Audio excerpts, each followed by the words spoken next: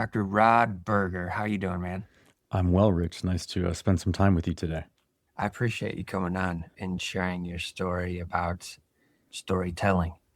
I think that's a very valuable thing for creatives and the creative community as a whole to be able to let people get insight into who they are outside of just their artwork. I think it's a very valuable asset. Completely agree. Yeah, I think the challenge in the creative space is that balance between keeping my story going or understanding my role in my story and also giving into whatever creative work you're doing, Yeah. right? And that how authentic are we being, if we can be, based on the projects or the efforts that we have.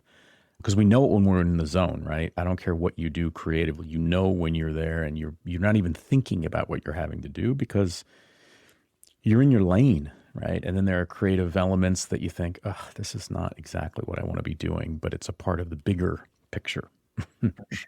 For sure.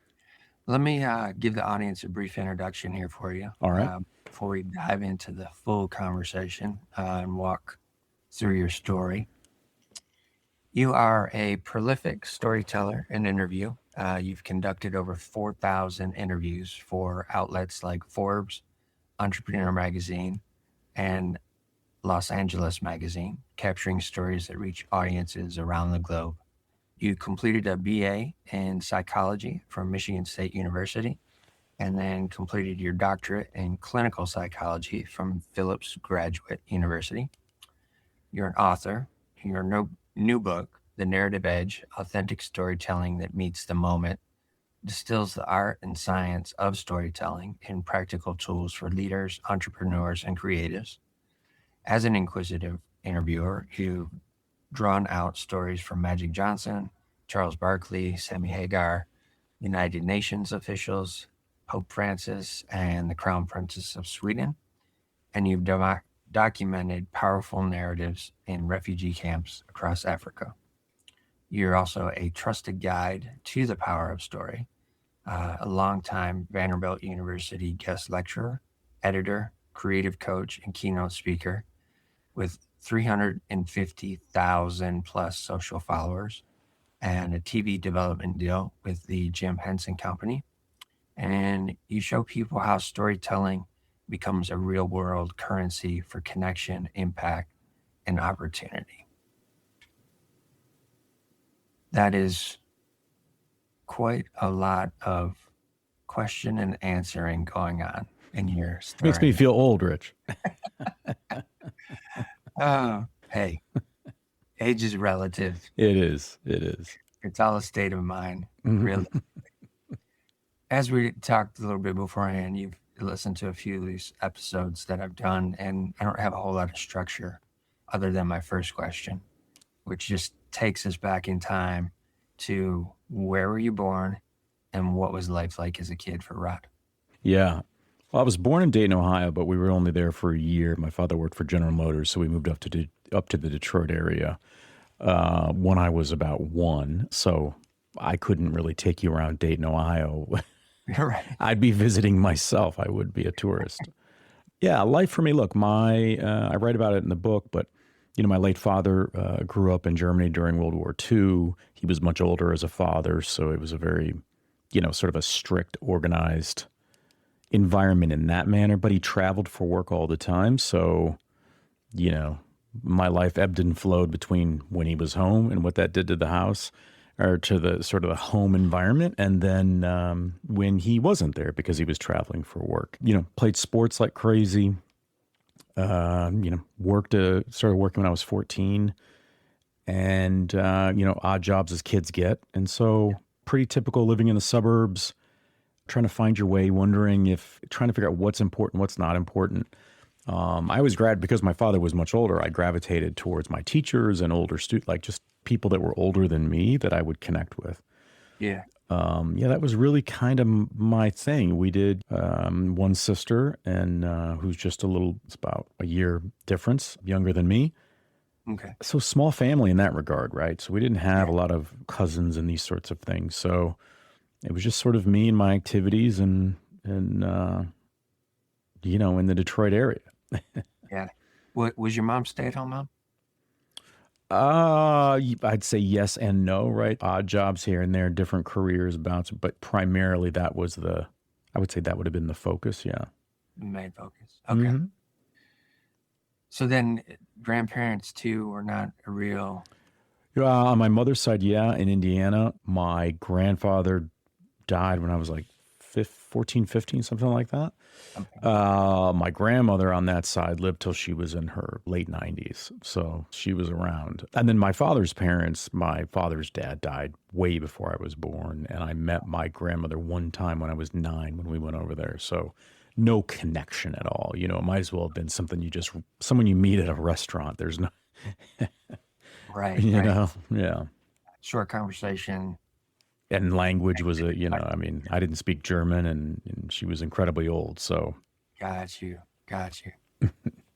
That must have been very interesting as a child, meeting your grandmother who you literally cannot communicate with, but yet you're trying to feel out that connection, knowing that she is the grandmother, right? yeah, I guess part of that, but I think being 9 years old, being able to go to Europe was, of course, that was not everybody would get that opportunity. So I think it was more just the entire experience of being able to go over there before you're even 10 years old. I don't think I worried too much. I think she probably just scared me more than anything, just because, when just that stoicism, right? And not knowing what people are saying around you because they're speaking a different language. But that's also because, I've learned a lot because of my travels to the Nordics, and in this, you start to learn about people where some cultures are incredibly affectionate and communicative, and family is just like the nucleus of everything. But if you don't grow up in that regard, then the stories that don't have those elements, right? It's like an ingredient or something in a meal. And so I wasn't coming from an origin of sort of family rituals and, maybe let's say Sunday dinners and these sorts of things with big families, members and participants and all that sort of thing. So going across the ocean and sitting across from someone that doesn't speak to you because they just don't speak your language and they're very old and maybe not in the best health, it didn't register for me the way it might have. Okay. Just because that's kind of what I knew. Yeah. Were you intrigued by the visual of being over there? The town, the cultural scenic landscape? Absolutely. Because, and I talk about this in my book, I think I didn't know it until really adulthood, but my curiosity in storytelling, I think, really originated from my dad, and not that he was a storyteller, but quite the opposite. It was the not knowing, it was the sealing off of narrative that made me curious. Because, you tell a child no, or you ignore them when they want something, they just become that much more interested. And so when he would come back from a trip when I was a kid, I would always want to run into the room while he's unpacking and I think, hope that maybe he would share something, because he went off to these far off lands that I never had exposure to, and yet he wouldn't share anything. Yeah. And so then you just become more curious and more interested. And so that, being 9 at that time, going over there, I just think it added to it's like the ambiance of somewhere where you just you're trying to soak it all in. And it's, you inflate your experience of it. It's even that much better and brighter and more exciting just because you just don't know so much that you fill in with your imagination, especially as a child. Yeah. Yeah, for sure. Was your dad an executive at GM? Is that why there was so much? Yeah, he had it was kind of a one-of-one job. He was the head of incentive travel. Back then they would, if you had people, that owned the dealerships or whatever around the world, and they would have things where they'd bring the top, whatever, to some random place on planet Earth. And he would be in charge of everything regarding that event. Or if they were the main sponsor for the Indianapolis 500 and the pace car, he would be the one dealing with all of those details. And maybe there would be someone famous that would be speaking to people. And so the detailed German in him did quite well in a job that he had to be incredibly detailed to succeed in. Very fascinating. My dad was a mechanic, and him and my mom came up here in the 60s from East Tennessee because of the auto industry. And it was interesting growing up that I didn't have a whole lot of that communication either. A lot of it was me being inquisitive, trying to watch what he's doing on the car and find out how can I do that. And one of the responses that I got from him, if I would ask him to show me something, he would be telling me, I've got to get this finished and it'll be faster if I just do it myself. So let me keep working here. Right. So I understand that a little bit. And he wasn't a real talker in general. He was more quiet, didn't say a whole lot unless, it needed to be said. So I totally get that perspective of trying to be inquisitive, trying to get information, and you're just piecemealed it out. Yeah, you're kind of left hanging, right? That's when you start to fill in the blanks. Like, where did you go? What did you do? Like, you just start to figure out. And then you put yourself, I think, in that story too. Like, oh, wow, and then you potentially develop some level of pride in what they do because then it becomes even that much more exciting. Yeah. Which is probably why I love travel so much. I have no doubt I would be sort of foolish to think that my love of travel does not come from just understanding how methodical he was in the way in which he would prepare for his travel and where he would go. And I have no doubt that if he hadn't done that, I probably wouldn't know any different and wouldn't approach travel in the same way that I have over the course of my life. When you came back from that trip at 9, how did that maybe change your perspective of coming back to elementary school and going back into class and interacting with students at that point? I don't know. I don't know how it would have. I don't know how it impacted. I'm sure that it did, but I do know that it just made me even that much more curious, like wanting to know a story. Because since he grew up, so for those that have family or had family that is deceased now that grew up during that time and on the continent of World War II in that manner, there were a lot of secrets, right? There were a lot of things that were not shared, and so that just sort of, I think, illuminates or provide some jet fuel to one's curiosity, because there's a reason that things aren't shared for what everyone has whether it was what they witnessed or when they found out what was going on, like all these sorts of things. And so I think that there was just this air of, you almost don't want to acknowledge you were even there. And so I think it's a mix of feeling even more pride for a parent that survived that world, but you still have very little answers. So coming back from a trip like that, I just know that I had even more questions than I had before going on that trip. Yeah, I get it. Totally get it. Being in class, were you more of a student that wanted to sit towards the back and still just observe and listen? Or did you have an interest in being up front so that you could get noticed or just be closer to the information?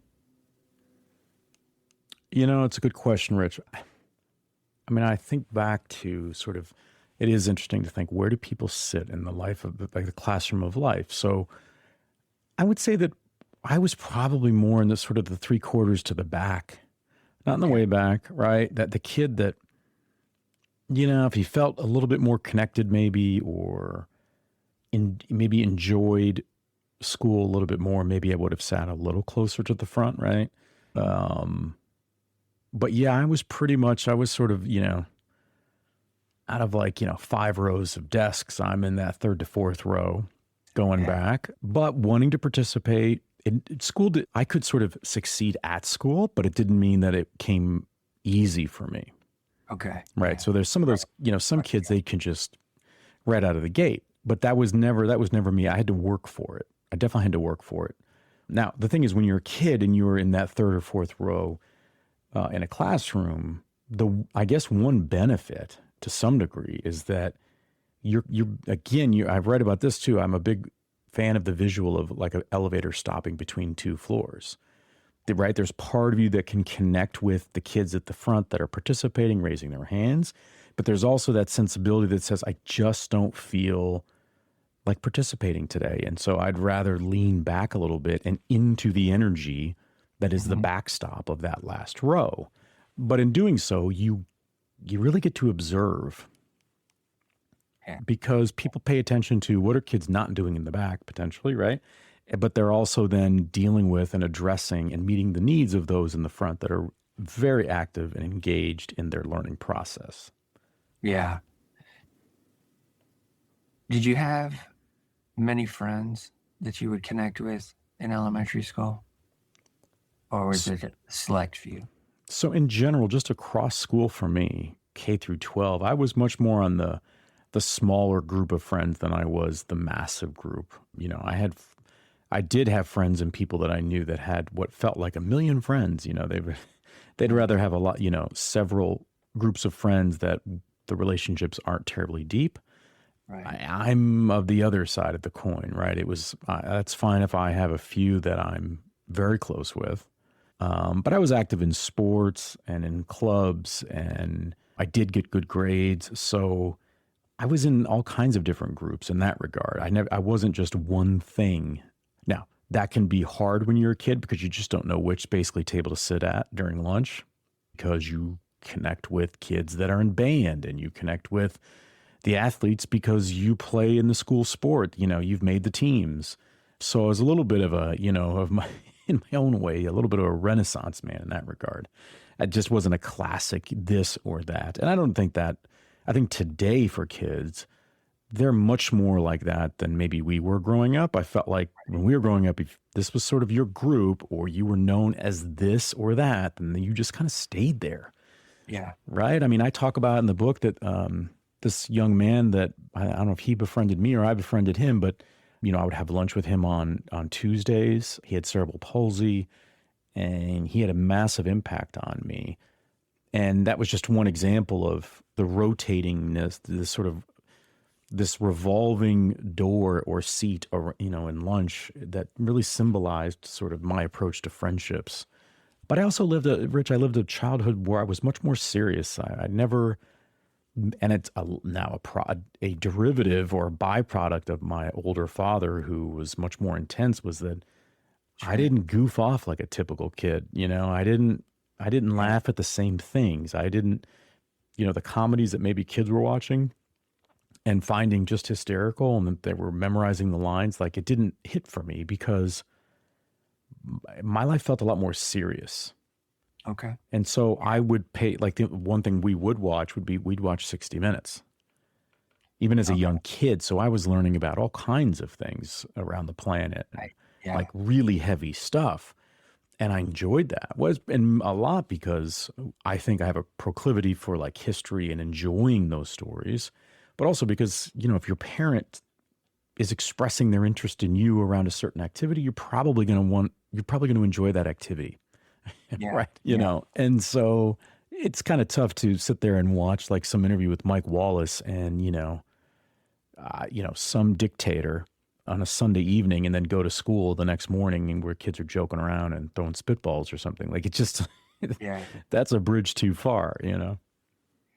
The friend that you had with cerebral palsy, what was that impact that you were talking about there? How did that relationship and the reason I'm asking this is because I had a disabled girl in one of my elementary classes, and I always felt like I needed to make sure that someone was helping her in some way because she was in a wheelchair always.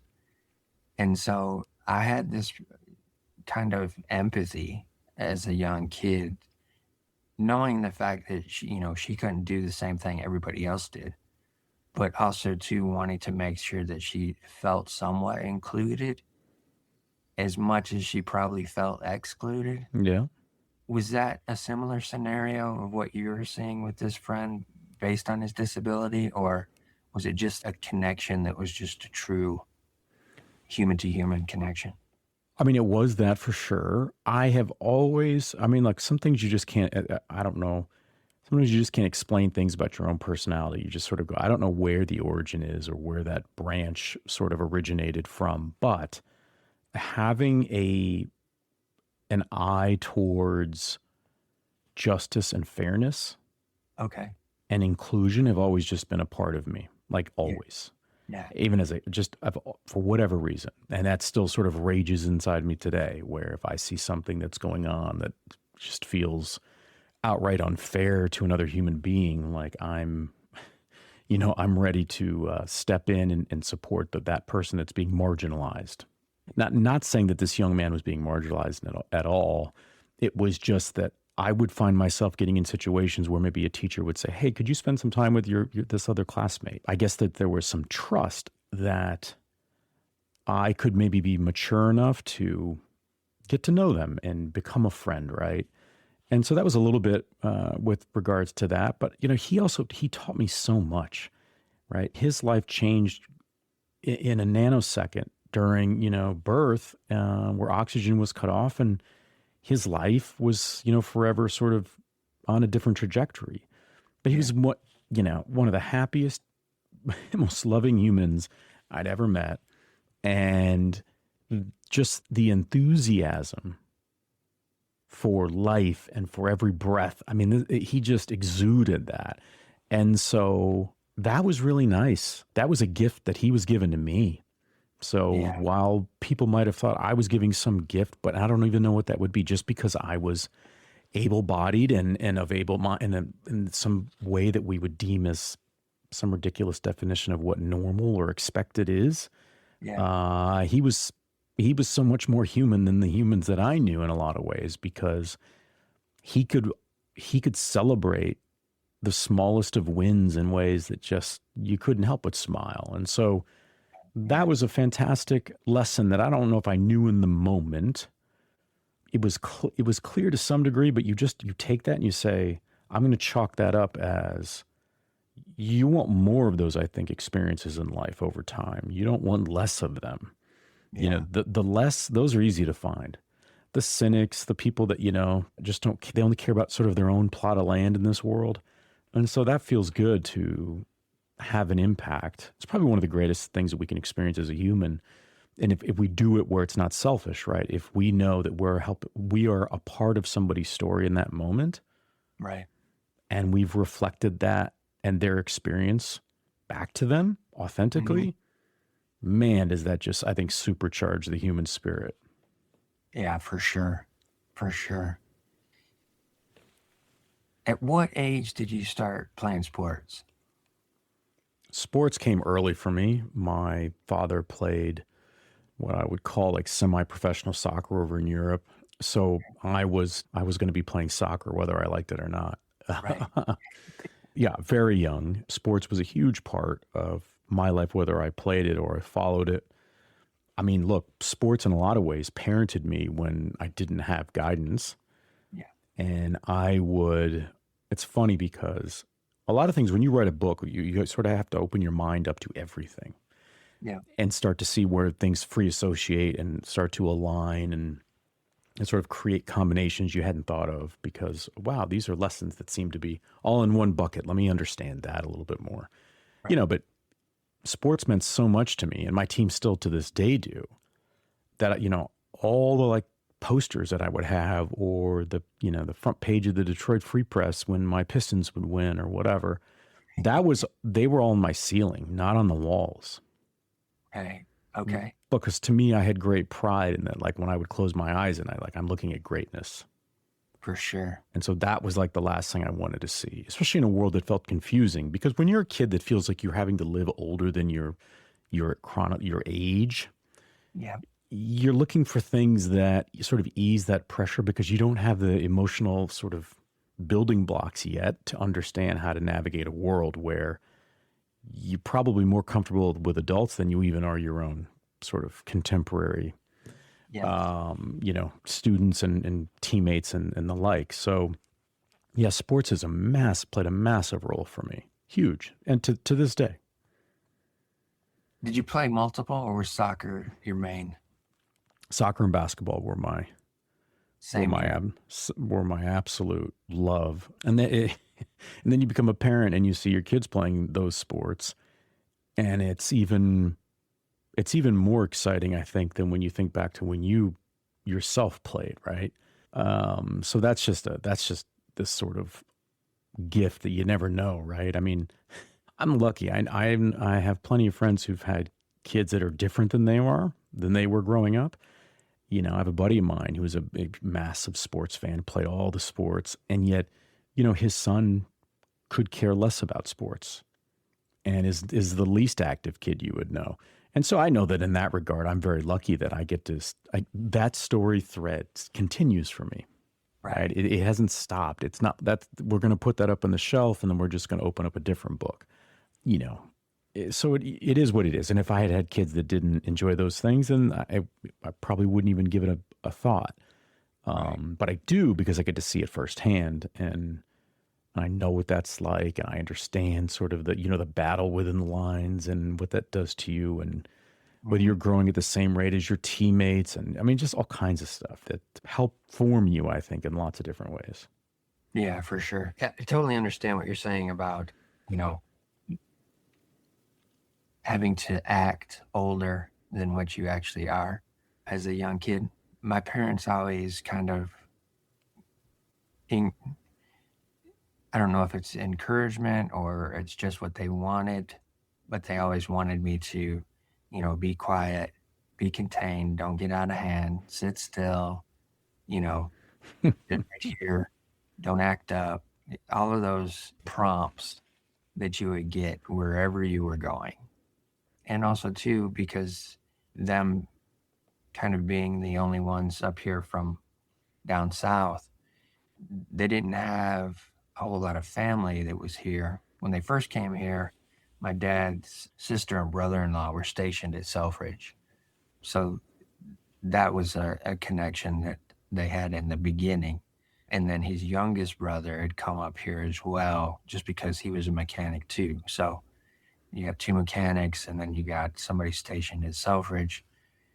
And it was a strange interaction because I didn't really see my aunt and uncle in those first few years. My mom and dad interacted more with some neighbors that we had, and they kind of looked at my mom and dad like family, and they would, babysit me and everything. So it was kind of like we ended up evolving into their family, and they lived out in New Haven. We always went to their house for, special events and stuff. And they were all older. All the younger kids were older. And, they looked at me as like this little kid that they had to just kind of bounce and bop around kind of a thing. But I never had anybody that I could really interact with. I had to just kind of sit and observe all the adults, what they were doing. And they were a German family as well. Last name was Durst. They owned a house moving company where they would literally take the house up off of. Oh, literally. Yeah. This is back 60s, 70s. So they were literal house movers. So they would take a house from Detroit, have it on, a semi truck, and drive it up the road to, at that time, area at around M59 was. Do you remember the Mount Clemens drive-in? I don't, but that doesn't mean anything. I don't. You know where M59? I do. Yeah. Okay. Yep. So that area. Yeah. All farmland. It wasn't built up like it is now. So they would be moving those houses from Detroit into that area. So I had to learn to navigate in an adult world almost from the beginning. And the friends that I did have from school, I wasn't really allowed to go to their house or hang around them or anything because there was only a certain amount of distance that I could go outside of my house on our street. You could go as far as this light pole, as far as this one over here. So it was confined to being a kid in an adult world and trying to figure out, like, how do I interact? How do I You feel a little bit like you're between two worlds, right? Yeah, the entire time. I know that. and even the aspect of playing sports, my parents pulled me out of public school for fourth grade and put me into a private school. And the private school was a K through 12 scenario. So the athletic teams that they had, it was a kind of mashup of all of the grades. Anybody that was able to play the sport Played the sport. Yeah. And because I was always taller than what most kids were at my age, You'd get selected. I would get selected. Yeah. So I played goalie, on the soccer team, and ended up playing goalie my entire soccer career, which I stopped playing 2017. I was playing indoor and outdoor up until then. And then basketball, same scenario, because I was tall, playing on the basketball team. But again, too, it was always with older students. So still having to figure out, all right, how do I interact with these upper class students? And also, too, try to be my own age, which never really was a thing. I was never able to just be a 7-year-old. You feel restricted. Yeah. So I understand exactly what your storyline is, like almost mirroring in many ways. With playing the sports from your perspective, did that allow you to feel like you had a bit of community within that team while you were doing that versus what it might look like once you were back in the classroom setting? It's a fair question. I would say that maybe the parallel in life is that just because we switch environments, and sometimes we make snap decisions because we think that's really what we need, whether it's an escape or we think it's actually a new and better direction, you still kind of find that you still operate in a very similar way. It's just maybe the background has changed. The scenery has changed, right? So, yeah, I was on teams and I was on travel teams and did quite well, but I couldn't sit here and say that those teammates were friends of mine, right? I mean, I was not the one that was going to be chummy with them outside of our sport that we were dedicating, oodles of hours towards every year, because the same thing applied, right? I mean, kids are kids. And so they want to goof off, they want to do a million other things. And yet you're in a kid body, but you're thinking much more, not even adult like. There's just it's like a, I don't even know how to describe it in that manner, right? It's a way of being that says it's much more about like, what are we here to do? And then sort of knuckling down and doing that, as opposed to being a part of a team and, want to hang out with my teammates right. And so I think I had respect from my teammates because of how hard I played and the role that I played on the teams that I was a part of. But I also was not looking to be included socially outside of those teams, because it just kind of wasn't a part of the ethos of my family and those sorts of, that was an automatic. Some kids' homes are ones where kids always come over. It's sort of like the house. Well, mine was not the house in that regard, right? So I didn't approach it that way. I approached competition as what I saw in front of me. Yeah. And I was going to approach it with reckless abandon and give everything I had because I could always take a nap later. Right. And so I've coached my kids the same way. And yeah, so for me, it would be sort of disingenuous for me to think even in my head and say that, somehow being in sports that I loved, that changed the calculus of my interaction style, right? I was always observing, thinking about why coaches would make the decisions that they made. So I was just very analytical in that manner, like around relationships and teams or people, groups. Yeah. How I would fit into that. Where was my advantage in athletics? Where wasn't it? And that's the beauty, I think, of sports too, because it allows you to get some of that sort of, it's like you're like shaking out the question marks of your life, like sweat. In those moments, you can just kind of feel like, all right, all these questions I've had this week are things that just didn't make sense to me, or that felt heavy. They're out. They're on the soccer field. I left them there on Saturday afternoon, or on the basketball court on a Tuesday night, in some district final game. I mean, that's just, that's the beauty of sport. If you fully engage with it, give yourself to that commitment in that moment. You mentioned your younger sister is about a year and a half younger than you. Did you guys have a connection, relationship wise, or was it just a realization of she's a girl, I'm a boy? Well, she was highly committed into her world of, she's worked in the entertainment space her whole life. And so she was on that track, and the training for all of those things. I mean, that was like sort of training to be an Olympic athlete. So she was gone just as much, even if it was just 3 miles down the road for something, than my father was. So, and it's funny because if anything, that's much more like today's suburban family Right. than it sure was back then. So yeah, it was a significant focus of the family on her development and trajectory. And so schedules aligned to that. Yeah. But that probably impacted, we're just very independent in the way in which we think. And that's carried through even to today, which is totally fine. I mean, again, I think we know what we know based on what we've experienced. And it doesn't mean that, some families are incredibly close and they have all these shared activities and rituals and customs, and others don't. And that doesn't mean that they're sitting there going, we wish we had it. Their comfort is maybe not someone else's comfort. Yeah, no, exactly.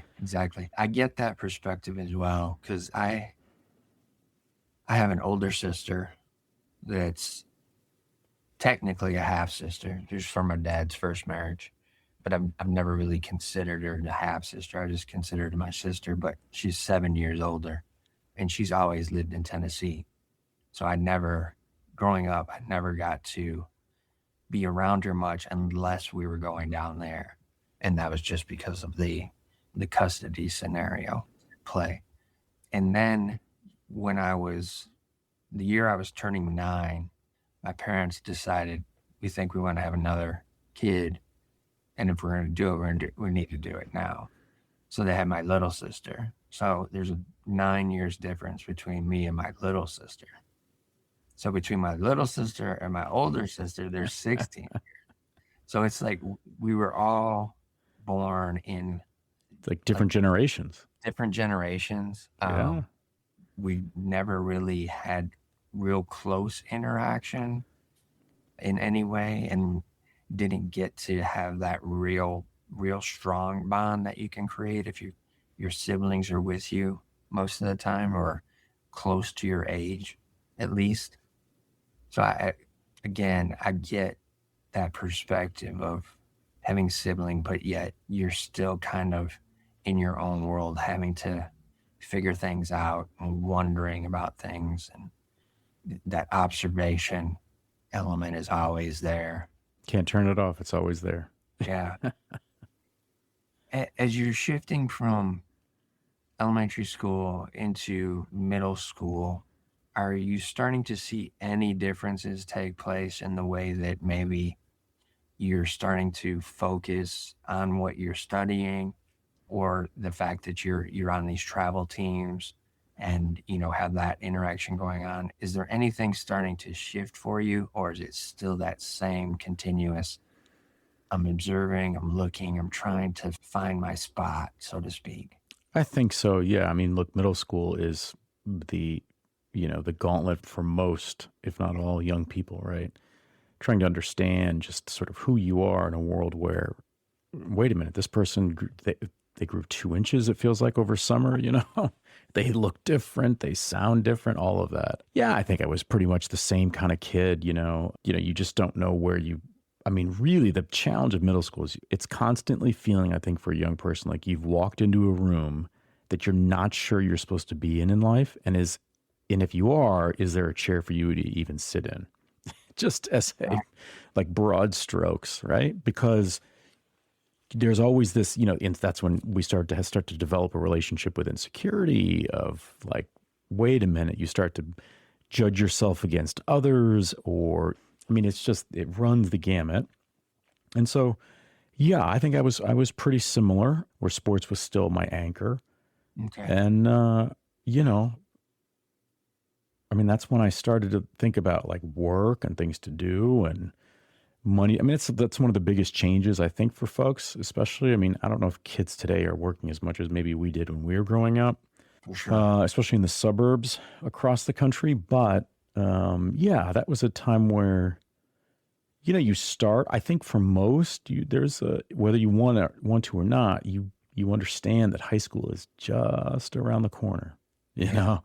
and things are getting a little more serious. And of course, in that sort of youthful mind, you think it's really serious. There's driving that you have to look forward to. I mean, there's just a million things that feel like substantial markers in the development of just being human. Yeah. So, I mean, that was pretty much, I mean, it really didn't change much. It really didn't. Okay. And you mentioned earlier on that you started work at 14. Was that a choice to do that because you felt like you wanted to have your own money, or A was little that bit, a a little bit. circumstantial scenario? No, it was more about having my own and things that I wanted to do.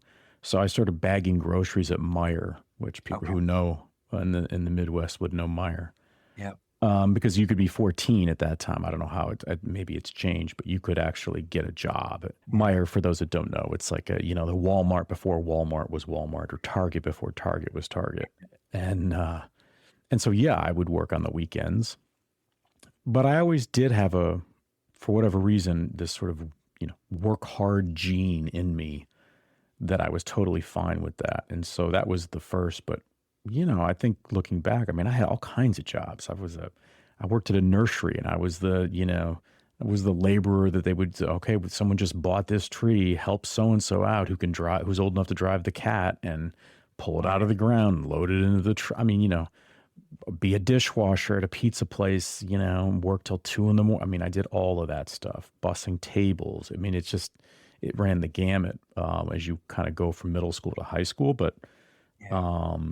the beauty of some of that is, yeah, it does speed up the timeline of things for you because, as an adult, time, you have a different relationship with time. Right. It's going by fast, and you have things that pull your energy in different ways. And those of us that are parents understand that completely because your life starts to revolve and then fully revolves around their schedules.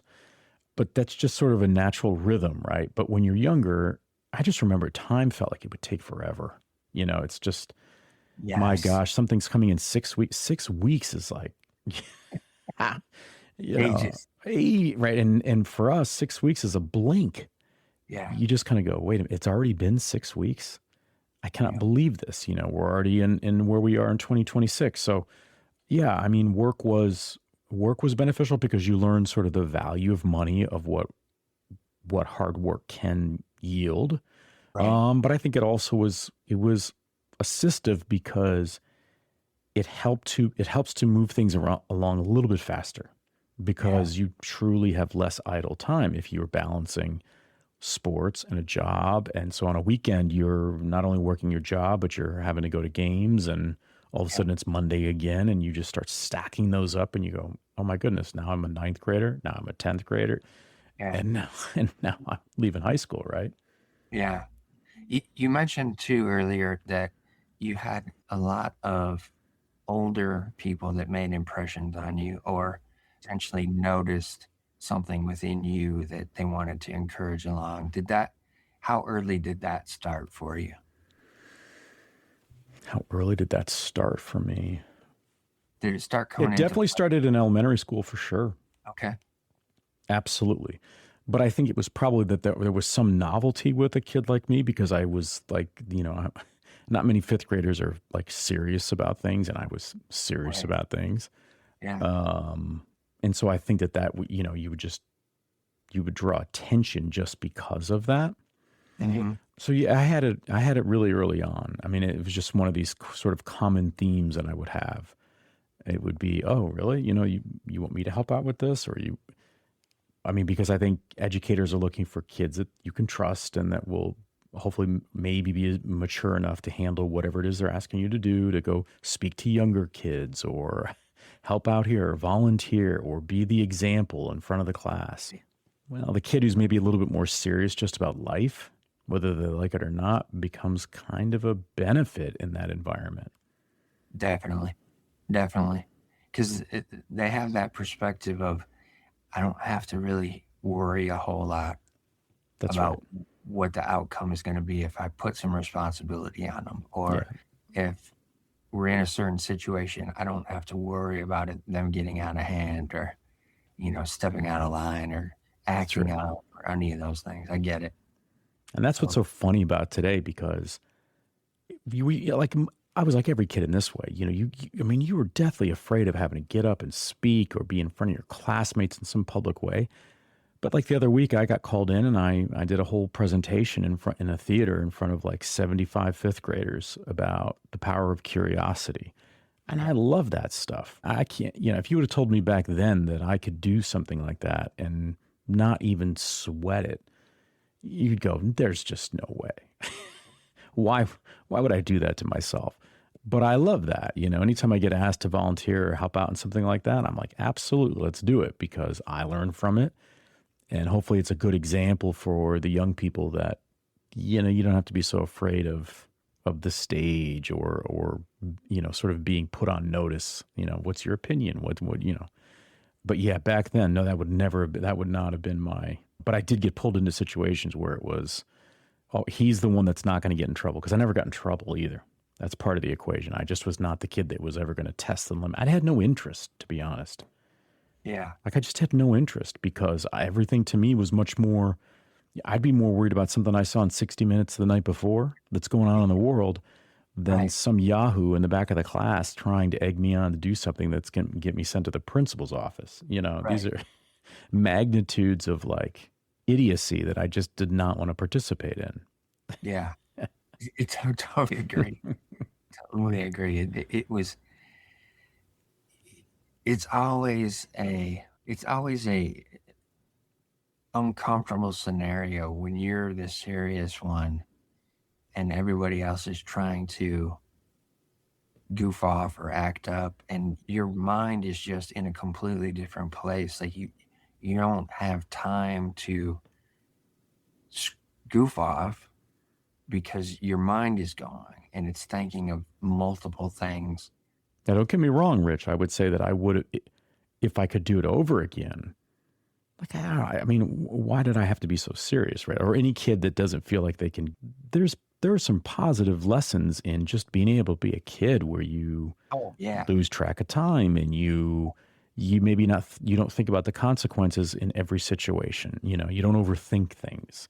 So yeah, trust me, I'm envious of those that I guess were given the permission structure to be who they were at the age that they were, where maybe kids like you and I weren't exactly told not to be that, but we knew implicitly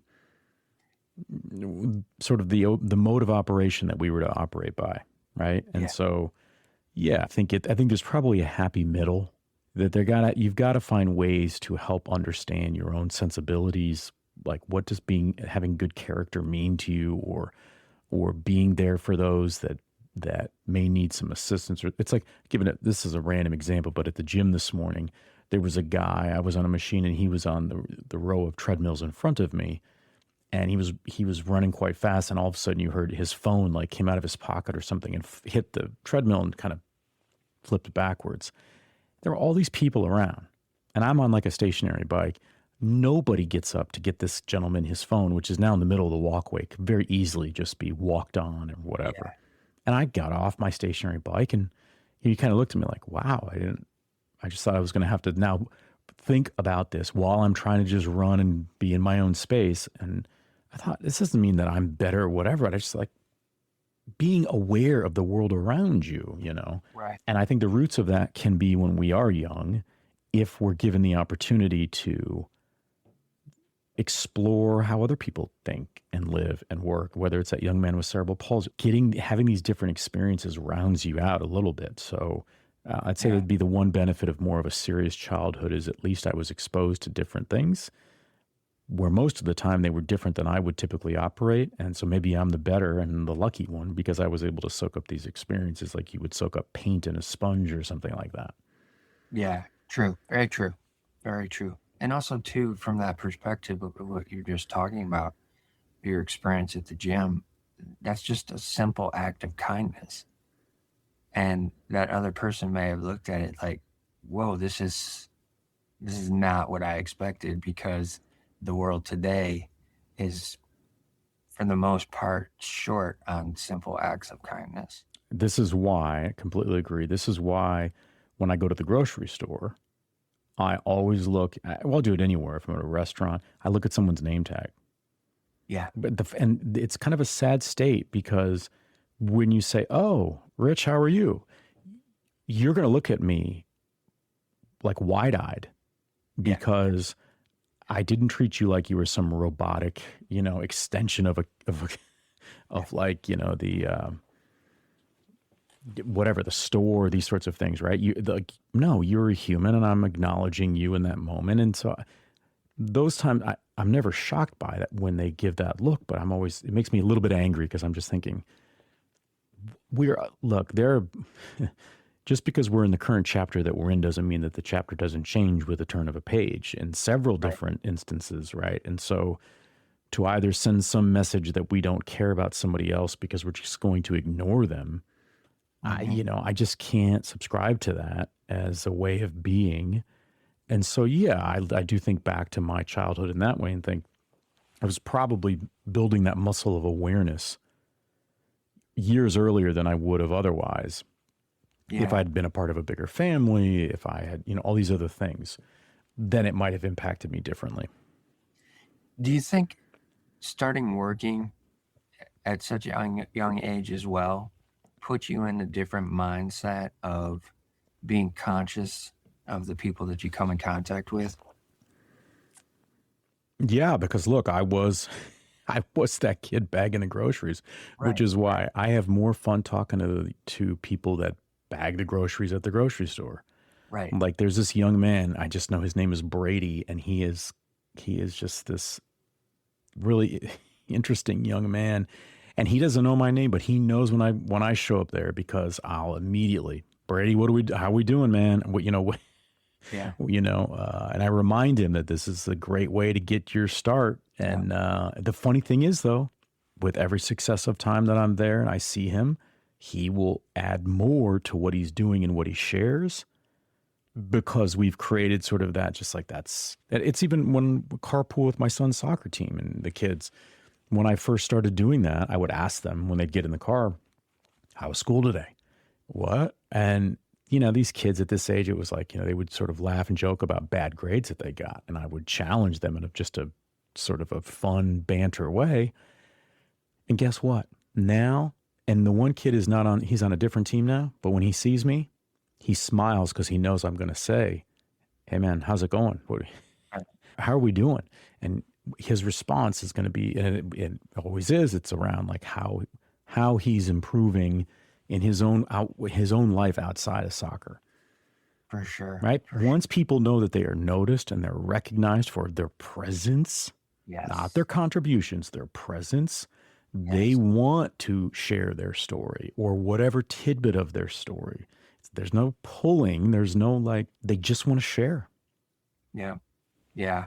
I've found that as an asset as well, from my perspective. I started mowing yards and stuff like that at 13. And then at 15, my dad had a collapsed lung and had to have surgery on it. And he was out of work for 9 months. And on a mechanic's salary, it's not. It was devastating. Yeah, it's not an easy livelihood. So I kind of had to start looking, for somehow to make some more money than what I was with my yard jobs. And I had an older friend that was working at Tubby's. And for the audience that's outside of the Midwest, Tubby's is kind of like Jersey Mike's. I haven't heard that in forever. That's so funny. Yeah. I knew exactly when you said that. Yeah. Went to work for Tubby's, or tried to anyways. And when they interviewed me, they were going to hire me. And he took a last glance at what my birth date was. And he was like, "Oh, you're not 16 yet." And I'm like, "No." He's like, "I can't hire you today." I'm like, "Oh, crap." Yeah. It's like, "But as soon as you turn 16, come on back. Yeah. I'll hire you." And sure enough, he did. Ended up working for them for 9 years. By the time I stopped working for him. I was training franchisees Yeah. uh, at the store that I was running. And just that connection of work and earning money and also interacting with people in that process of working, it gives you a whole different perspective on how to interact with the world when you're out in the world. Because especially at Tubby's, it was all customer service scenario Oh, and related. that's rapid fire. I mean, I have worked in coffee shops. It's almost like mandatory military service. I think actually people should be mandated to work in a restaurant Yeah. because every table is a different opportunity to learn how to communicate with people that are not like you. And if you can do that over time, yes, you'll make money, but really the bigger lesson is understanding really sort of the uniqueness, the different sort of machinations of personalities and how people interact. You just learn so much. It's like you have this unofficial degree in interpersonal relationships that can serve you for a long time. Yes. Right? And in a world where we're going, whatever's being developed right now with AI, just in our conversation and the time we've been talking, I mean, we are fast approaching a world where the only thing we're going to have, the only currency we're going to have is our story. Exactly. And it's not going to be, what if we're in a world where people aren't working, you know? And if that's the case, then they're going to have to start to figure out how to communicate with one another. Otherwise, life's going to get really boring and stagnant. And I go back to those times of working in restaurants, and every table was different, and every night was different. And you won some, you lost some. Yeah. You didn't read something right, or you thought, you know what? I think they're the kind of table that doesn't want any talking from me. They just want to know that in essence, they don't even have to say that they need something. I recognize they need something before they ask for it. And that subtlety is what makes them say at the end, wow, the service was good tonight. The value of silence, the value of understanding and listening to people in a noisy world, literally, in a noisy restaurant. So some of the best training ever. You did it when you've got someone coming in that quick, they're there to get in and out. It's how do you convey professionalism? How do you convey your ability to read the situation? Yeah. That's what means everything. And like you, when I go into a coffee shop, sadly, I typically have an opinion right away on how it's going because I took pride in understanding these people had a place to go. Yeah. And it's not that they're on my time, I'm on their time as the employee. And sadly, too many times I walk in thinking, wow, this could be so much better. Maybe that's the German in me and like sort of this precision approach to life. I think it's that observation and perception from early age, picking up on cues that not everybody does. Just to your point of dealing with people coming in and needing to get back out fast, I was able to assess in that short amount of time as well, whether they're having a bad day or a good day, whether it was urgent that they needed to get that order and get it out fast because they only had a half an hour for lunch, or if they had more time, they saw that they were a little bit more relaxed.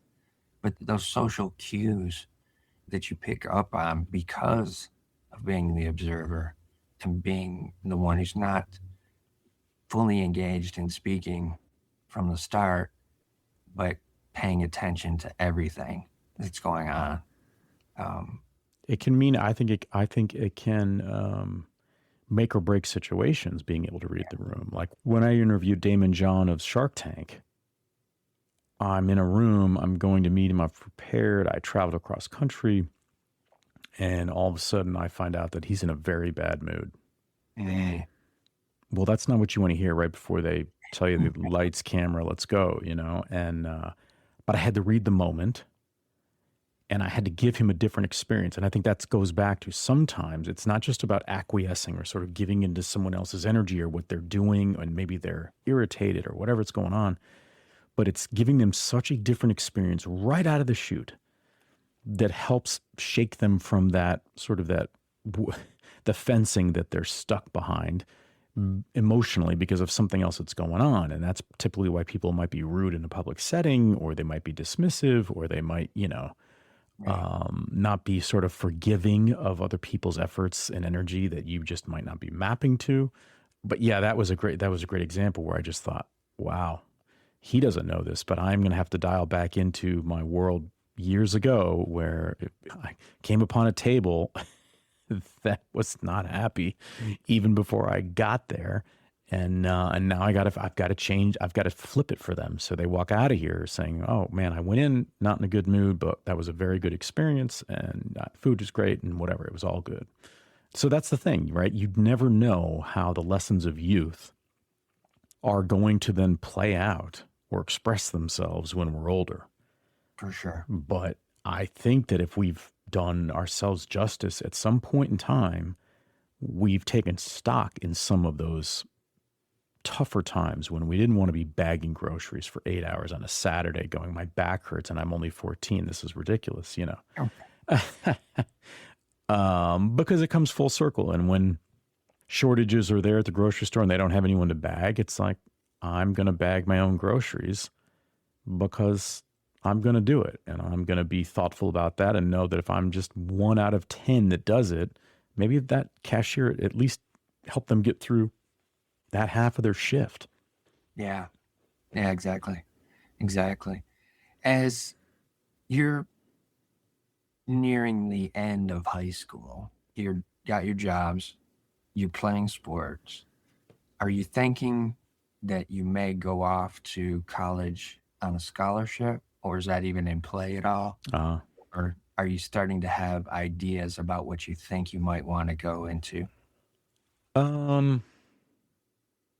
No, I didn't think about scholarships because, again, for me, I could do well in school, but that didn't mean that it wasn't a competitive landscape that I was trying to like crush as if I was on an athletic field. It just had a different. Now, obviously the kids that did, they were able to cash in literally on those scholarships. So that wasn't a part of the calculus for me. I just was ready to get out into the world. Okay. Right. Because I think the one price you pay in a serious environment when you're growing up and you're spending more time around people that are older is that you feel as if you're trapped in this childhood because you're ready to go. Yeah. Right. You've seen the world through different eyes. You've been around serious conversations. You have seen a side of adults that maybe others don't because you're so curious and everybody wants to share their story. Right. And so I was just ready to hit the ground running, whatever the heck that meant. I just knew that I was out of this sort of, rat race of what you had to do. Because once you graduated high school, it was like, well, I can, in theory, pursue the things that I want to pursue. And to me, I didn't know it then, but I would say looking back, that's that one window where you do have an opportunity. Now, this does not speak to today's, I think, environment for young people, but back then it was like, am I going to bet on myself? Right. And that was like the big question. Can I bet on myself? Because if I'm betting on myself, then I'm taking school loans out and I, hope with my teenage brain that I can figure out what that's going to mean later on. Right. What are the implications of that? And that's a hard thing to kind of wrap your head around. So no, I wanted to go. I was ready to go.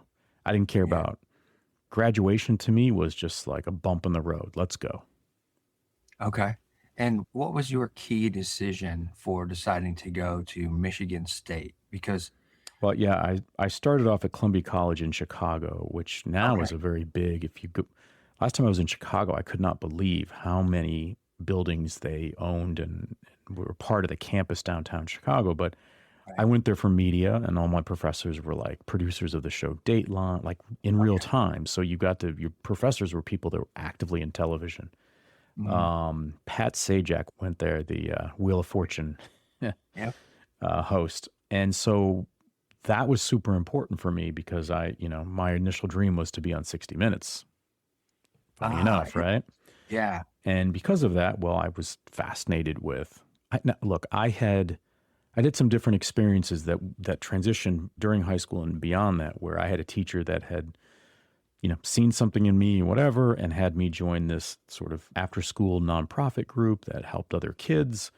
Okay. And because I was, quote unquote, the kid that never got in trouble, that was there to help out and volunteer, I was sort of a good candidate. He was pivotal for me because he pushed me. He saw something in me, he pushed me. he would say, you know, I think you need to put together a presentation the next time we go to a school. I think you need to basically keynoting, but as a teenager.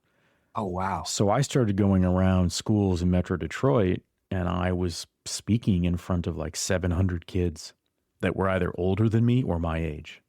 Wow. So that was, I went begrudgingly and did it, but there was such a power because it made me feel more human. That's the funny thing, even though I was there, but I was writing it all. It was my take on what it meant to be a young person and sort of our relationship with self-esteem. The role we played is really what I was talking about. I didn't really know it then.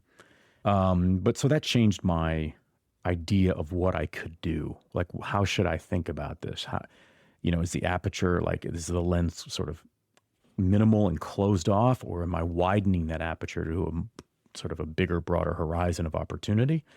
And so the media played a role in that, because I had been editor of my newspaper in school, and writing was something that I could do. I didn't like at that time, funny enough, but I could do it. And so, yeah, that's why I was so ready to go, because I'd had these experiences. I mean, I was 17 and I was getting paid and flight around. I'd get flown to different places to speak. And so, you make money, you are treated with respect. Like what teenage, when they're asking me, like, is that hotel okay for you? Like, of course it is. What do I care, right? But all of those experiences, they supported this bigger sort of vision that I had of the world that was much, like the world was not small to me. I don't mean that as like I had the opportunity to do something in it, but just it sure as heck was a lot bigger than the campus of high school for me. And so that's where I was just driven to. And really, being a young adult in college, I was even more serious. You go to Michigan State, you don't get to I didn't go to one basketball game. I went to one football game, and I graduated early. That just meant that I was taking 20 credits in the summer. I was working. I was a man on a mission, because I was always battling time in a way that was not forced upon me. But when you're younger, trying to live in an older world, you look at a clock in a very different way.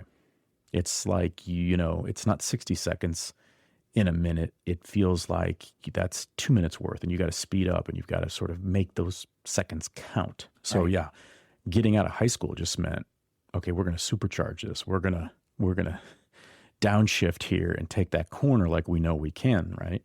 Yeah. And so that was, but I will say, Rich, that I think for any young person, I wouldn't recommend that, right? I mean, that's been my story, but I should have had maybe a more full, expansive understanding and relationship with time, where I gave myself a little bit more grace to, I don't know, watch the world around me without a plan.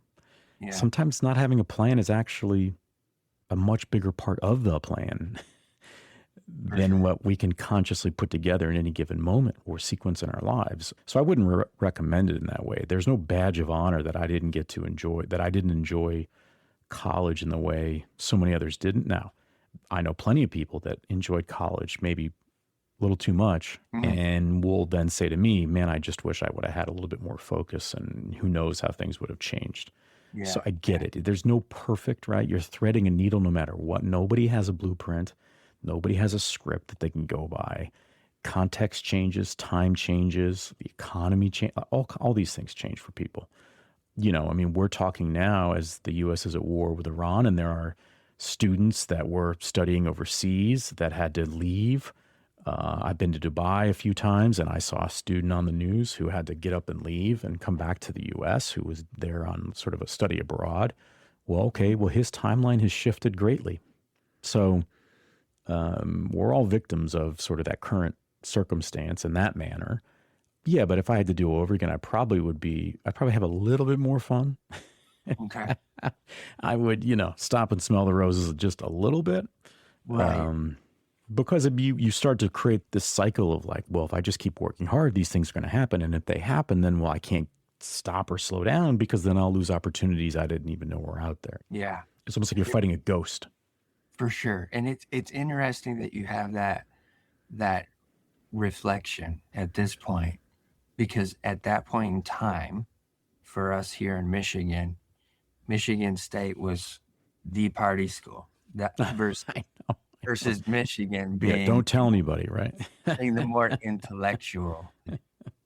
So it's fascinating to hear you say, I went there and I even graduated early because I you didn't just attend one party, Rich. I was serious as a heart attack.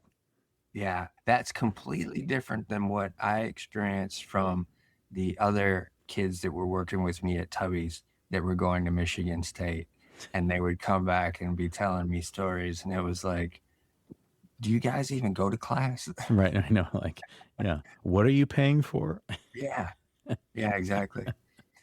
What was the decision to switch being at school in Chicago to coming back to Michigan and changing completely into a different field of study? See, it wasn't that far afield from me at all Okay. because I started having experiences when I was speaking where I would connect with people and it's a very interesting thing. You know, you connect with someone, they have an emotional response to whatever you've shared, and then you get on a plane and you leave. Yeah. And I think if you are human, you have a sense of that didn't feel great. Like in one sense, you're happy that you were successful because you connected with someone or a group Mhm. of people, but just to get up and leave feels, Yeah. like emotionally rude or something. And so I wanted to learn more about, I always felt like I had a pretty good radar of the people in the rooms that I was in. And it was like, well, let me get the master class on that. Let's dive into that because if I have a proclivity for understanding and reading the temperature of a room, then maybe this can just be a way for me to continue to develop, right? Yeah. And Yeah. and eventually, and then here's the flip of it, right? I didn't really have dreams that I was going to have my own sort of office and practice in mental health in that regard. Okay. Because I knew plenty of people that had gotten their doctorates and had done their clinicals and went on and applied it in so many different ways. Business Right. world, it did, all over them, nonprofits. So I always felt like that was going to be more me. But I do know that I wouldn't have been able to do over 4,000 interviews if I hadn't gone through all of that. Gotcha. Because that helped me. It was an extension of waiting tables. It was an extension of bagging groceries. It was an extension of being in someone's personal space where you're loading a tree into the back of their truck. And that's their little life on four wheels. Those sorts of things you add them up and you say, okay, now we're just going to organize that. And you're going to spend time with people and you're going to learn their stories and help to understand what it is that is preventing them from feeling whole and or fully engaging with the life around them. And so that was just incredibly important for me as a culmination of those interests in just humans, so that when I interview people, I'm just genuinely curious in ways that I think a lot of people are fearful of going because they don't know. They don't know if they're going to ask something that is appropriate, disrespectful, or if they have what's the response going to be? And that's the power of podcasts for people now, right? So people can start their own shows and they can start to understand what it's like to have to command and direct along the lazy river of a conversation. Yeah. And to read those tea leaves and know, okay, I didn't plan for this, kind of where we're headed, right? This is what's the next part of this discussion. And I think that's a powerful skill to have for whatever people do. For sure. For sure. Once you graduate and you're graduating early, what is the first opportunity in terms of job positioning do you step into? Is it Nothing. your own thing? The void. Nothing. Wait, really? Oh, yeah. Yeah, that's when I moved out to Los Angeles because I was tired of, I'd heard back then, I don't know if who knows if it stands true today, but that like Detroit at that point was, I heard something like the third cloudiest city in the US, like more cloudy day, the third. Liz? And I went driving down M59 or 94, whatever, any of these, right? Thinking, Yeah. I kind of need a break from this. When you're already serious and you already see the world in pretty just literal, in a very literal sense of things to some degree, you kind of want the sunshine. So I just packed up and said, I don't know what I'm going to learn on this journey, but I'm going to go live in Los Angeles for a bit. And and push myself in a way where you get a bit of a do-over. I mean, that's the beauty of when you graduate or you move on from these life experiences. You get a bit of it's maybe not a do-over, but you get a chance to recast yourself using the story metaphor. You get a chance to recast yourself in the light that hopefully more accurately represents really the true, authentic you. Because you're not just a kid who's having to follow the rules of a parent or a household or any of these things. You know, you can kind of change the sort of the clothes of your personality in some ways. Yeah. And so, yeah, that's what LA did for me. I'm not a huge fan of LA in general, but I've met some of my dearest friends and had some of the most pivotal, consequential experiences of my life living there. Okay. That I know have aided, you know, where I am now. You know, I mean, life, everything's hindsight, right? Hindsight is 20/20, but that I wanted to get out of, I didn't want to be one of those people in my head. I had a negative connotation. It's not fair at all, but in my head, it was the people that I knew that sort of stuck around and stayed wherever they grew up. For whatever reason, I think it's because my father traveled around the world that I just in my head went, well, you got to sort of, you have to pick up and leave. You can't always stay in the same port because you're not going to really fully experience this time we have, for better or for worse, right? I know that's not sort of a fair assessment on people and opportunities and resource at all. I knew too many people, and my mother's from a very small town in Indiana, and it was like it just seemed as if everybody stayed there. Yeah. And I, in my own head, had a negative connotation to that, fair or foul, right? And so, no, it was like, I can do this. I worked enough. I saved up my money. I'm driving cross country, found a roommate, and, let's see where this takes me. Yeah. I had one opportunity to go out to California. It was in 2014. It was for an artist conference that I went to out in Orange County. And I remember just stepping out into the air from the doors of the airport. And I was like, oh, wow. This is different. This is different. Yeah, exactly. And it's, you know, to that point of you saying what it's like here in Michigan, especially during the fall, winter months, it's gray and gloomy most of the time. And realizing it was just shifting energies even. Oh, yeah. Just stepping into that air, the energy of that air was so much lighter. It felt like you could breathe a little bit. So I understand that definitely, of wanting to make that transition, that long distance travel journey, because you're right. It almost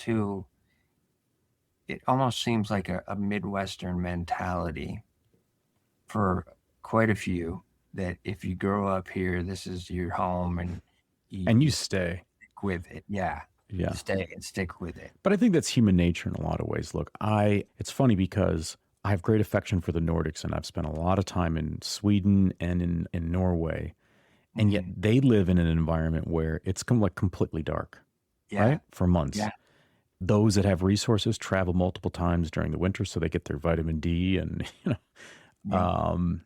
but I understand at some level the steely-eyed look you might get up there. I recognize that, right? Maybe it's the Germanic sort of blood. But I understand that feeling, and I want it out of that. I want when you're a young person, and it's like, okay, I want to see how life would be different if I. Now it was also a bit mind bending because there were times when you'd get frustrated. You'd wake up and think, is it 4th of July? Is it Thanksgiving? Because every day was the same. Yeah. The weather was always the same, and I was used to seasons.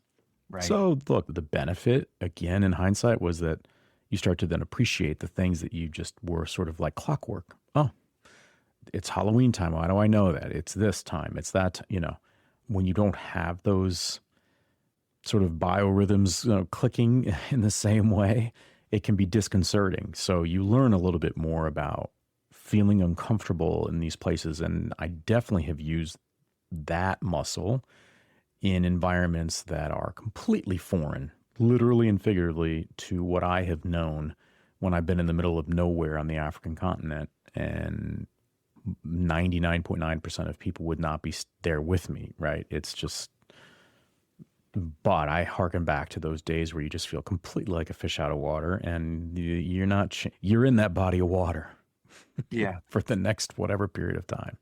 Yeah, exactly. You mentioned being out in California, you had a few key pivotal moments that were really profound for you. Can you touch on one of those for us to just get a little bit of understanding of how that shifted some things for you? Yeah, I mean, I had a lot of friends. I mean, I just interviewed my former roommate, a guy who's now the head of U.S. production for a very famous Hollywood studio that was my roommate for a few years in L.A. So I had a bunch of people that I knew in that world. But that's the world where I really dove even deeper into my studies in psychology. And I ended up, my clinicals were out there. I was at King Drew Medical Center, which is where it's right near where the Rodney King, the riots happened in Watts and Compton. And those experiences where you're in a different environment, but you're in a different environment for a lot of different reasons, right? For safety reasons, you had to leave the hospital before dusk for safety. Yet we're in an environment where there was no investment in those cities. You couldn't find banks. You would see fencing around a McDonald's, and you just go, okay, how are we helping our fellow man, our fellow citizen in this way? Like, how would this play out in the suburbs of Detroit where I grew up, right? I don't think it would play very well because we're all human in that manner. So those moments of just some really crazy, different experiences around people that were suffering greatly and things that you think are only happening in movies that are actually really happening. Those are pivotal because you start to learn. You work with people that are suicidal. You have to be very mindful. You have to be very present with folks that are suffering at that kind of level. You have to be able to ask them about their plan, all these sorts of things that you would never think of asking. It just isn't part of the general public. But you do so because it sends a message to people that you're there for them in that moment and you can handle it. Metaphorically, they can hand you their stressors, the things that are really holding them down from breathing, really. And you can do so in a way that gives them the freedom to be able to think in some level, right? At some level. And when you have those experiences, you're changed forever because at that point, a question is just like if I ask someone a question who's a celebrity I'm not worried about the consequences of just being curious because I've been in conversations that are highly consequential for people and their families. And it does change something about your DNA. Right. And so, then when I think about the pivotal moments in LA, that's absolutely front and center for me are those experiences where I would have gone in thinking only in the movies. And you go, nope. I've been in some very, very dark environments that ultimately, made me feel more human, connected me even more to myself because you're aware that the world is not just what you experience. There's so many shades of gray, for better or for worse. And I hope that just for me, I feel like it made me more appreciative in that way so that I could sit in the moments, right? Like that was my subtitle. I took a long time coming up with the subtitle with my book because I didn't want to waste that real estate. When it hit me about meeting the moment, I was like, you know what, that's actually it. And I could only meet the moment and slow the world down in front of me if I had been in previous experiences that I didn't have a choice. I had to slow down. I had to, at a micro level, understand what was going on with someone who had a traumatic brain injury who also was living on Skid Row that all of a sudden I'm assessing right now. Right. You don't have time you're not building relationship in that moment. You're trying to evaluate to help support that individual that may not have social supports or family support. That's when life becomes serious as a heart attack. Yeah, absolutely. Right. Absolutely. At what point did you make the decision to put down roots in Nashville and start working with Vanderbilt? Well, and that was, I mean, Vanderbilt was just one of several different groups that I worked with. And so that was working with them on a yearly basis, which was really nice because it was like, you sort of circle the sun one more year and you're back on campus kind of a thing. I'd come to Nashville several times because of my father's work and what he had done here with General Motors. Because I had a new appreciation for the Four Seasons by living in LA, I wanted something that where I could still see green grass and potentially seasons. Yeah. And yet not also have the winters that I grew up with. So this was a sort of a nice happy middle. And that really wasn't a hard decision for me. And economically in California, most of my friends, if not all of them, were a minimum of like 7 to 8 years older than me. And They were still struggling at that point in their lives to be able to afford a home because of the prices.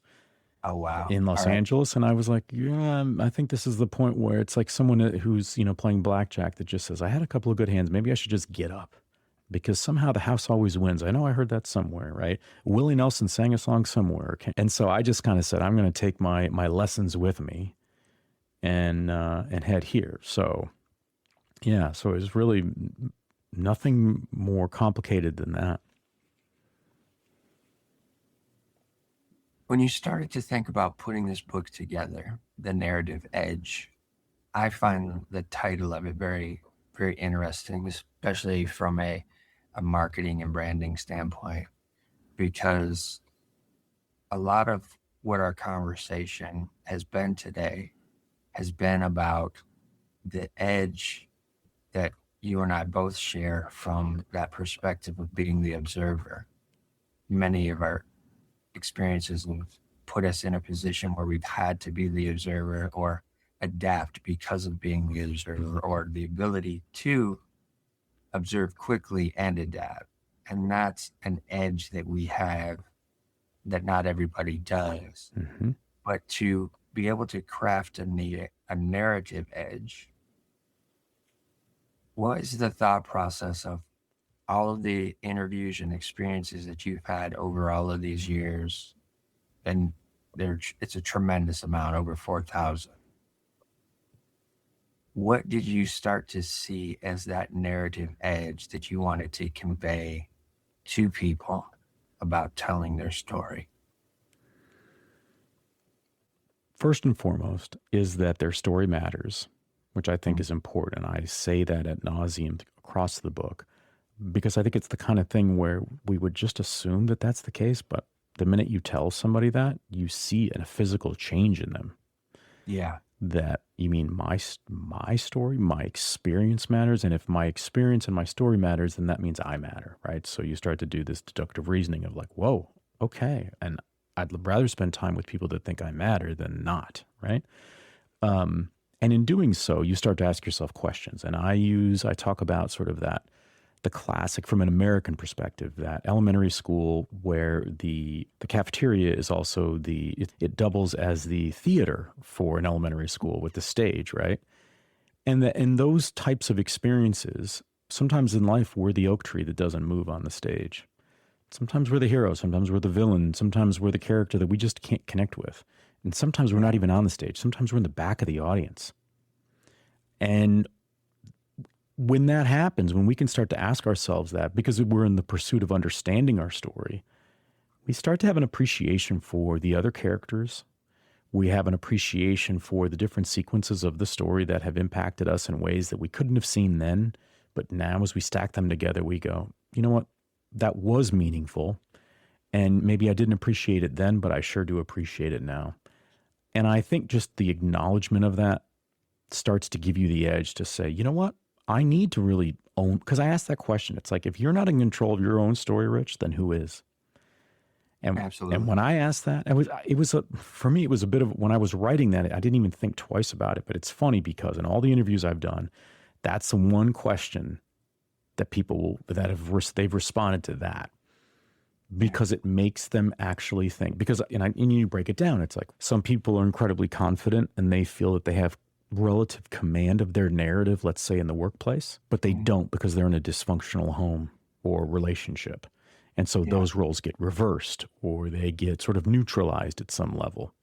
Or it's the inverse of that, right? You feel confident in your ability to be there at home with your family, but in the work environment, for whatever reason, you just never feel like you can be anything other than that oak tree. Like you're sort of stuck in the muck and the mud of life in a story that just does not propel forward, right? Where you're like, I want to turn the page, but I can never, for whatever reason, it just won't turn. And so that narrative edge is the acknowledgement that we all play different roles at different points in our lives. We're not subjected to playing one role our whole life.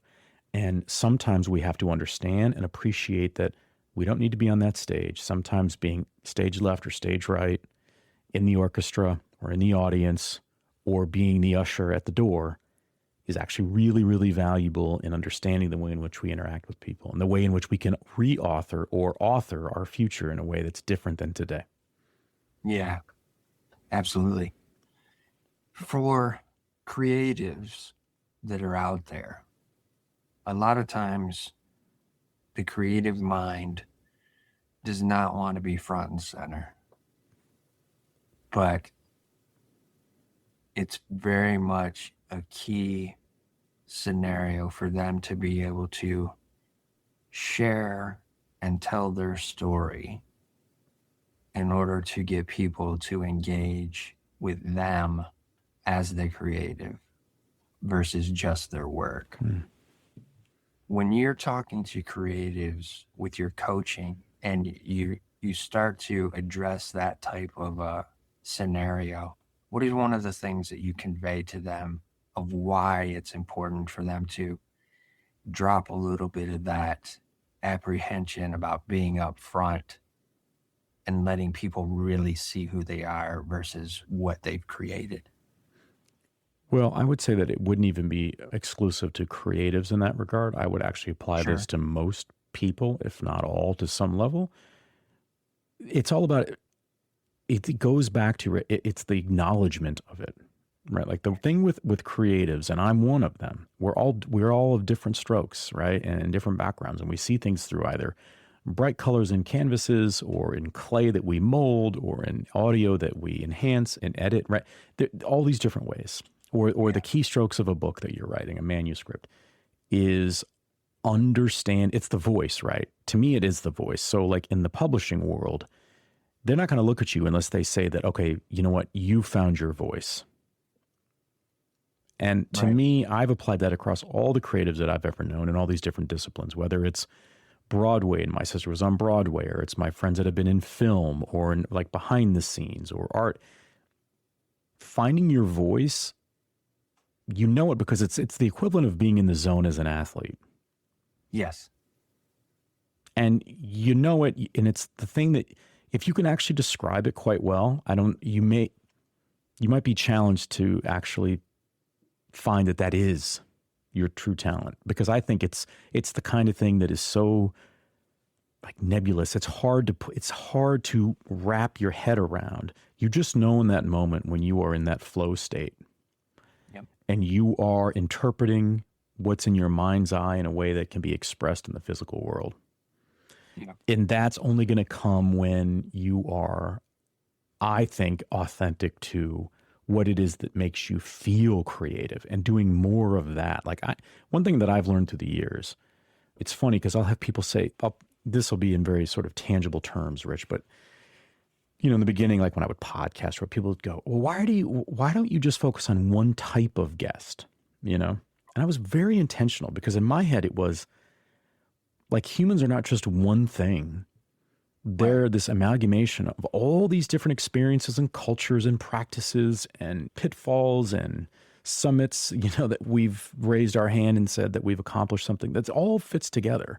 And I'm going to learn, if I interview someone over here who's a minister of education in England, and then I interview somebody over here that is an inventor, let's say, or some innovator of some sort, or an investor. It doesn't matter. I'm applying all of those different experiences in one. And that is what allows me then to really act as if I'm a part of a jazz ensemble. And I think art is about being some level of an ensemble across jazz. Yeah. It's that free association, that freedom to be able to respond to the rhythm of life and just use the tools that you have. Like if for some reason and I'm not, but let's say I was really good at illustrations, it would be that whatever it is that's stimulating my mind is allowing me then to interpret that world around me through the art of illustration in a way that communicates and connects with people, right? It's not the objective. It's the secondary benefit of being an artist and being creative, is that other people connect with that flow state that you were in when you created whatever that was or that is. Yeah. And so, yeah, for me, I mean, that's why, if anything, I've been much more conscious over the last several years, over the last decade for sure, in paying attention to all the things that make me feel creative. Music, movies, documentaries, paintings, and knowing that, no, I'm not just like watching this or attending this concert or whatever it is that I'm doing. This is an experience. This cultural experience this will play out somewhere. I don't know where, but it will, because I've opened that up as a possibility in my mind. And I didn't do that forever, but over the last easily decade, I've been very, very active in my mind to say, what is it like? Why is it that this movie speaks to me in this way? Like, actually think about that, because that will play out in the way in which I like to be creative. And I think that most people can do that. And you find that because when I work with people that want me to help them find their story, whether that is to help them write their book or whatever it is going to be, that sort of that output, I find that they just get even more sort of entrenched, because there's this permission structure of sorts that allows them to free associate all these different elements and to test out these theories of like, well, wait a minute, that I never knew it then, but witnessing what I did in 1978, that potentially was really pivotal, because I don't think it's an accident that I ended up doing this and that, right? So I think creativity is an expression. It's a way to tap into humanity, and we just have different ways that we're naturally, I think, talented. And if we find that, hopefully, we then can refine that over time to the point where, like, I was silly lucky that publishers reached out to me wanting me to write a book. So I know that I'm fortunate in that way. But I'd like to think it's because I was authentic in the storytelling I had done. Yeah. And that they recognized that and went, we want a piece of whatever that is. For sure. Because I wasn't doing it for someone else. I was doing it because I felt like in the moment that was the question that needed to be asked. This was the story that needed to be portrayed. The silence was important in that take. It's even more important than the words that were spoken. So we need to keep it in, or we need to, One of the key things that you just said, key words actually, that you just said that people need is permission. They need to know that they have permission to tell their story, because it's essential.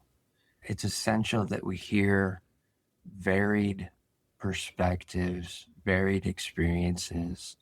If we don't, it becomes that scenario of being caught in the Midwest and thinking that that's the only place that is anything, right? Mm-hmm. You don't understand what it's like to be in Nashville on a Friday night and Broadway is literally packed like Pine Knob would be on a Friday night. Old Pine Knob, yes. That type of a scenario where you get to experience something on a different level, different color. And it's not just all people that live in Nashville, it's people from all over that are coming to Nashville to experience Broadway. Mm-hmm.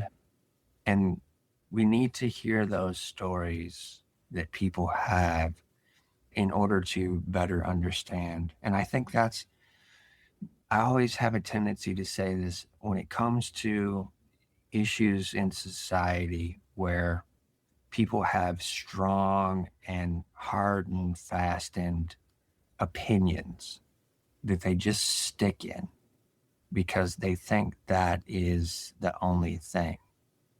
It's because they don't understand anything other than that.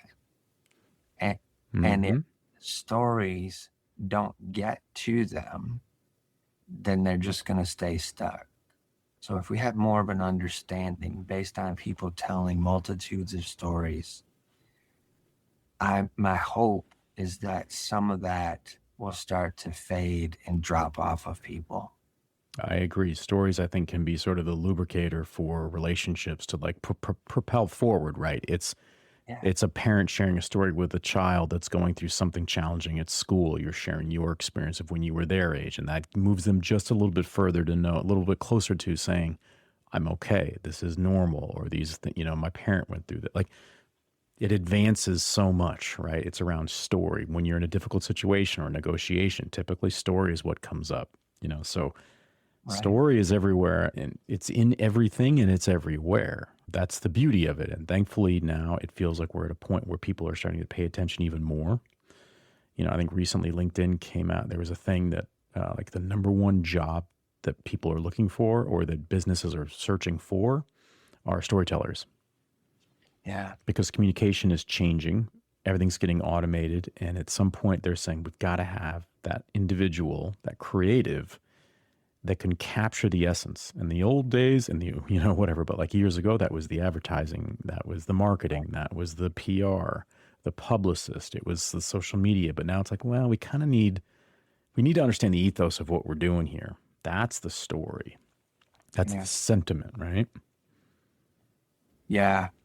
Do you find in any form that AI may be a disruptor in the storytelling, or is it or can it be a tool in the storytelling? I think both things can be true. Okay. Yeah. Right. So on one sense, I see this. I get excited when I think, wow, I can think now about illustrations in ways I wouldn't because I don't have that natural talent. But I sure as heck can put in information about what I want, the sensibility. Like I'm working on my field guide to the narrative edge so that it basically you can take me with you, if you will, and work on your own story. And in that, every chapter I have these, I love stick figures. And so I have these drawings that came from my inputs into the technology to give me images that reflected what I was searching for, reaching for that based on that chapter of the field guide, right? So in that sense, you say, wow, I never would have thought that I could eventually do something where I envision myself at some point in the near future working on very short documentaries. We're talking under 10 minutes where there's a concept of humanity that's told through voiceover and script with animation that is something that can be developed right from my laptop. That's really exciting to me because it makes the sort of the world, the canvas of storytelling open up. Now, on the other side of the coin, I think the challenge is for those that are, and it's nobody's fault. I mean, you're the age you are, you grew up, you're born when you were. It's that I'm lucky that I went through enough. I've gone through enough in my life that has given me enough enough tread has been taken off the wheel. Yeah. To where I understand where that tread was left. And by doing that, it gives me in my own head a little bit of, it kind of endorses that I've been there. I can relate on some level to almost anybody's story to some degree because I'm human and I'm of a certain age, right? That I don't know if younger people are going to have the same experience, sadly, because, it's like 70 or 80% of high school kids are using AI to complete their homework now, I think I saw recently. And that just means that one of the things that they're doing and automating is the stories or the way in which they are looking at narrative prose to answer something in an English lit class or whatever. Yeah. And all that does is prevent them from the grinding of what makes a story a story. And so, yeah, I think both things hold true. Do you think that your trip to see your grandmother at 9 was the start of your storytelling journey? I would say if it's not, it's sure as a contender. Because I don't know if I would be able to put a fine point on what would have been the sort of the start. But it's a very, very, I think, fair and deft look from your perspective on my story to be able to pull that out. I think probably if I had to, I would have to say, just because of purely like how young I was when I was exposed to these things, would have been those Sunday nights watching 60 Minutes. Okay. Because literally within that 60-minute window, I was transported to, I mean, we're talking about war in Iran right now, but I remember being so young that when we're talking about Iran-Contra and all these different things, like hostages, like I'm watching that at an age you're probably not supposed to, and I'm soaking it in, right? And I'm picking up on nuance when someone's interviewing somebody of a very different culture and they are asking for permission to ask a question that's not an easy question. And I'm just zoned in on the body language and all of that. So I think the curiosity definitely from that. And then I think that then spirals into films that I would have watched when I was young that were like international films, or Okay. Right. most like 8-year-olds are not watching something that comes on. It's The French Connection with Gene Hackman or something like from the, it's just, Yeah. So I think those experiences, you start to pile them up and add them up and you're like, okay, it's like collecting pennies and you go, are you kidding me? I have how much? So yeah, it's, I'm sure that played a role for sure because it put me in environments that I could only have previously thought of in my mind and maybe looking at a black and white photo, and those things can be important. But I wouldn't have seen the value of that trip if I hadn't had all those previous experiences about understanding the power of silence, moments that are close between two people in a conversation that just happens to be broadcast around the world. Yeah. That's what I was picking up from the storyline of today's conversation was you've had so many different angles to be able to view from across the world, whether it's Africa or Germany or California in the States to back to Nashville, Midwest. That type of diverse experience of an environment firsthand, it creates this sense of understanding that's different from somebody who's never traveled anywhere outside of their home base. Totally agree, but I would want to just make sure to acknowledge that, I understand the luck that I've had and I've worked very hard. I've never been given sort of a free pass on anything to be able to do and travel. Like I've made those opportunities happen in that way. Yeah. But there are plenty of fantastically talented people that have not had the circumstance to be able to leverage different experiences in that way that I've been able to. And so, because that's important to me, right? There's so many talent. There are more talented people that haven't been given opportunities than the people that we think are talented. So, right. No, exactly. And that's just important because that to me comes around. That's equality. That's understanding. Just this world is not a one size fits all. No. And No, yet, for whatever reason, we're during a period of time in human history where we're actually fighting against that to say that it should be a one size fits all. And all I think that is exclusionary and impacts all the wonderful things that make us human, right? And so, but I can only speak from that because I've also been very lucky to have experiences where I have been in environments where I'm like the only white face that a young African child has seen. You can't put into words what those experiences are. They're not a bucket list, but they're defining portrait of a life hopefully lived well with intention. For sure.